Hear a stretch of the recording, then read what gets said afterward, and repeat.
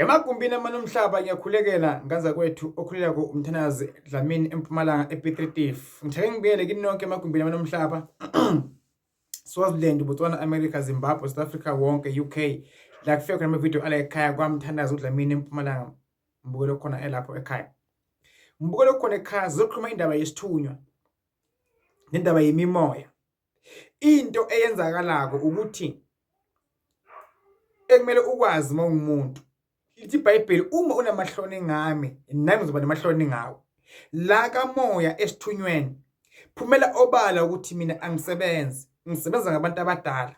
Mina angisebenzi, ngisebenza ngekukhulekela abantu, ngisebenza ngedlozi. Ungabi namahloni ngento oyiphiwa uNkulunkulu eyisithunywa sakho. It means lento leyo uma ngabe ungayivezi uyifihla mbukelo khona ekhaya, ayikwazi ukuziveza kuwe by force. Ayifani nomuntu uma ekhulelwe noma nje isisu uyasifasa isisu kangakanani, isisu sivele siphushele sephambili.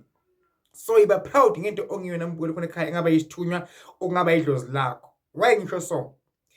Wena ufuna imali, ufuna ukuthandwa, but lento ophila ngayo uyayifihla. It's fine uma ngabe umuntu wesifazana ayiphoyisa, awuthishela, awunesi, aliwata, ayiniyini, asephakameni, ayinazareth, ayitshitshi, uma ekuthanda uzokuthanda ungumuntu wabantu abadala.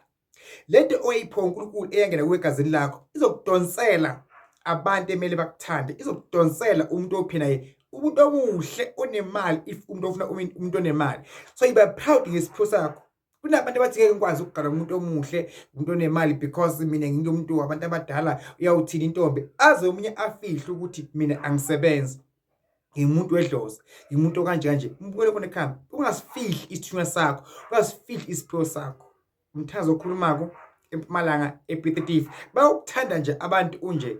Uma bengakuthandi akubona vele abakho, uma kuthande bonke abantu awusiyo imali. Mbukele khona ekhaya, kepha okuqondana nawe ncamashi idlozi lakho lesithunywa sakho liyokuqondisa kuwe, engasikona kwakho liyokukhipha ecelele. Ngithi kuwe busuba kubuntu ozithola ngazi ukuthi unovalo nokusaba ngesithunywa sakho.